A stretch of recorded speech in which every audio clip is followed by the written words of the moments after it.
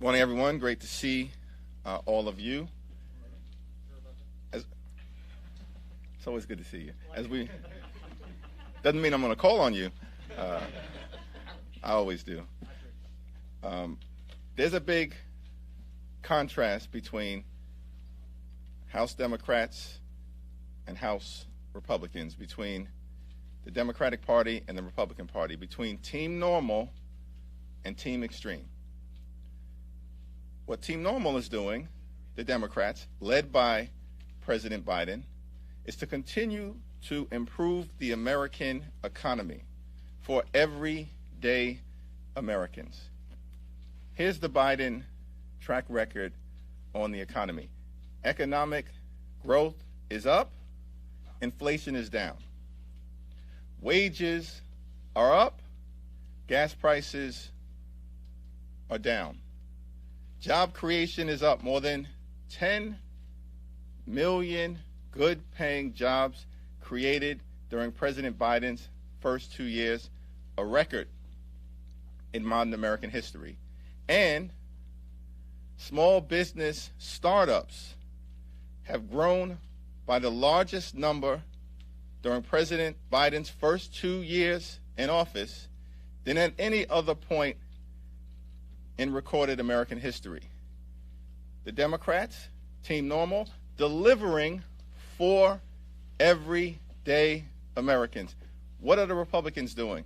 Team Extreme, the team consisting of extremists who are willing to detonate the American economy, blow up Social Security and Medicare, and impose a 30% sales tax on the hardworking people of America. You can't make this stuff up.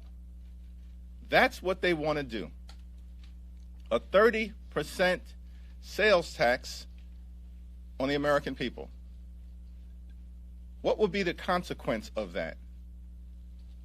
It would be a tax hike on 90% of everyday Americans, while at the same time cutting taxes for the wealthiest 1% in America. That's what they're spending their time doing. Team Extreme. Extreme MAGA Republicans. And by the way, they want to lecture us about fiscal responsibility.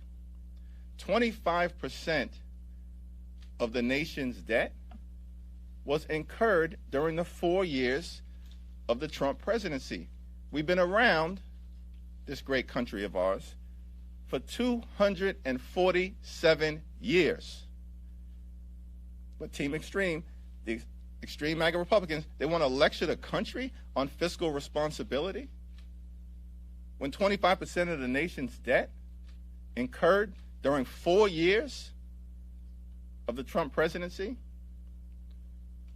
What's Team Normal's record? What is the Biden administration's record on fiscal responsibility? Cut the deficit by $1.7 trillion in the last 2 years. Another record in American history. Questions? Speaker McCarthy is threatening to have a House vote to remove Congressman Omar from the Foreign Affairs Committee. Are you confident that all Democrats will oppose that resolution when it comes to the floor? We haven't had an internal conversation about it. I strongly support the notion that Democrats, as the Steering and Policy Committee has done this week, should be able to put forward its slate of committee assignments, which includes Representative Ilhan Omar to Foreign Affairs, and that should be accepted by House Republicans, as opposed to a revenge tour as part of some deal that apparently was cut with the extreme MAGA Republican wing, including the Congresswoman from Georgia. Jeffries. Thank you. Good morning. Obviously, we've had this question of documents from the president, documents from former presidents, Vice President Pence. Back in the 90s, John Deutsch, the CIA director, Sandy Berger, National Security Advisor. Doesn't this tell us that there's a problem with the way these documents code or perhaps the law or the policies need to change, and what can be done to address that? There's a trend here, and it's not just one party or the other. This is an historic problem. Well, it's my understanding that some of the relevant committees of jurisdiction and members who may be on those committees of jurisdiction are going to take a look at the totality of the issue through the lens, hopefully, not as an issue for one party or the other, but as an issue that we should just address as a Congress on behalf of the American people, and I think that's a reasonable thing to take a look at. And you're brand new, obviously, to getting this special level of intelligence briefings and things. With this going on right now, has this added another layer of concern when you go in and get a briefing or get documents, or how you handle them because this has been going on in the past couple of weeks? Well, the manner in which members of Congress, in my understanding, will continue to be briefed by the intelligence community or other intelligence officials throughout the spectrum of the federal government is that we go down to a secure location located here in the Capitol. Your cell phone cannot be brought in to that secure location. You have an opportunity to review documents that are physically there, and you don't have an ability, nor should you, in my view, to remove those documents as members of Congress. That's a process that has existed, as I understand it, for decades, and it seems to me that that's a reasonable process for us to continue. With respect to the issue on the committees, besides Ilhan Omar, with respect to Schiff and Swalwell, do you plan to appeal this? Have you talked to the Speaker or plan to try to appeal this in any way, or are you just going to let it stand? Yeah, we had an exchange of letters, both of which are in the public domain. The Speaker articulated his position. We articulated our position, and I think those letters speak for themselves at this moment. So no further action at this point? Letters speak for themselves at this moment. Where are Democrats on the idea of a discharge petition on a clean debt ceiling? And there's been some reporting you've had some productive conversations with McCarthy. Does that bode well for some sort of compromise to avoid the default? Well, on the general issue, our view has always been, and certainly my philosophy, is that we must continue to try to find common ground with the other side of the aisle whenever and wherever possible to solve problems on behalf of the American people. We were sent to Washington, first and foremost, I believe, as Americans, not as Democrats or Republicans. And so I look forward to continuing to be able to do that, as we've done in the past, including when I was involved in helping to negotiate criminal justice reform with the Trump administration. And I've never been bashful about criticizing the Trump administration, but we should find common ground to make progress for the American people. And so I hope we'll continue to be able to do that generally, including by continuing to have a very productive relationship with the Speaker of the House, and I wish him a happy birthday. With respect to the debt ceiling issue, however, we've been pretty clear. We believe that America has incurred debts authorized by the Congress. And when you incur your debts, you have to pay your bills.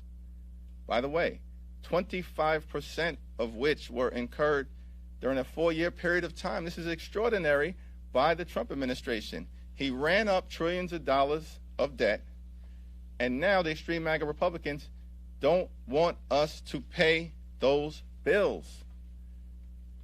And if we fail to pay those bills, as a country, there are going to be big problems for everyday Americans, for Social Security, for Medicare, for veterans' benefits, and for the health, the safety, and the well-being economically of the American people.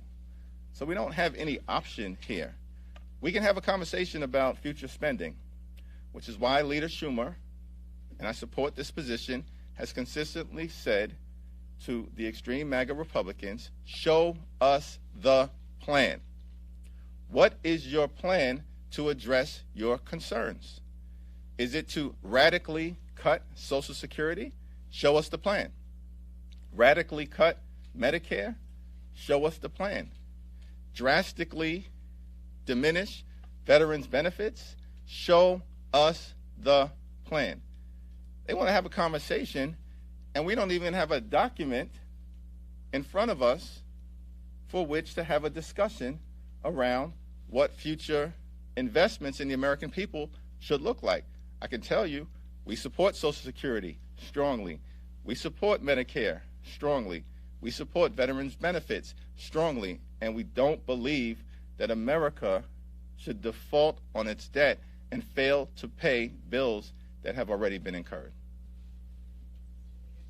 Republicans are having some trouble being able to pass a border security bill simply because a number of Republicans are concerned on asylum, undocumented migrants being able to claim asylum at ports of entry. There are a couple of Democrats actually right now outside having their own press conference on the Senate side and House members. Thank you for being here. You're welcome. All right. We have a big team. We can cover a number of things. But they're also pushing back on Biden's new plan that would also limit asylum claims, saying that that goes too far. You're not on that letter that they sent to the White House, and neither is Schumer. And I just wanted to understand why that is, and what is the Democrats' majority position on this front?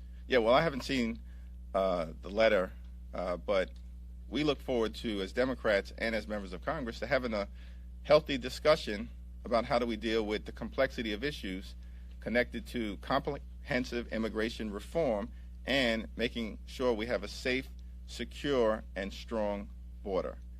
And I think that President Biden and the administration want to continue to try to address this issue in a forward-looking way. As House Democrats, we certainly want to do that. But we do need common sense partners on the other side of the aisle to have a reasonable discussion about immigration-related issues and border security. What we have is Team Extreme. Extreme MAGA Republicans who, by the way, are putting forth a bill that their own members don't even support, which is why on border security we were supposed to see legislation put forth, I believe, by the distinguished gentleman from Texas that consistently has been pulled.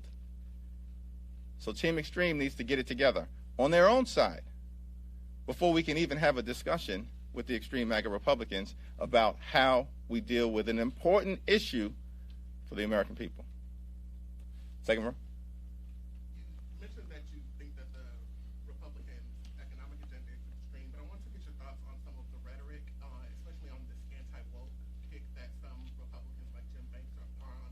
Do you think that those views are extreme? He talked about starting an anti-woke caucus and really just making sure that House Republicans really speak on that issue, and some activists believe that, you know, that could be just as problematic as some of the economic ideas that they have. And speaking of threats to democracy, I wanted to get your thoughts on Meta reinstating Donald Trump, given your thoughts on how you feel he's a threat to democracy as well. Well, I mean, I think the issue in terms of the concerns, the danger, the threats to democracy related to Donald Trump speak for themselves. And I think many of us will probably have more to say about that to the extent that, you know, he moves forward with his so-called presidential campaign. It happens to be a very low-energy campaign, by the way. But in terms of the other issues, look, there are people in this town running for office, as I understand it, in different parts of the country who apparently seem to believe that perhaps dividing America or leaning into extreme narratives that don't have anything to do with historical reality perhaps might advance, you know, their own personal aspirations. I don't know. I think you've got to talk to these individuals.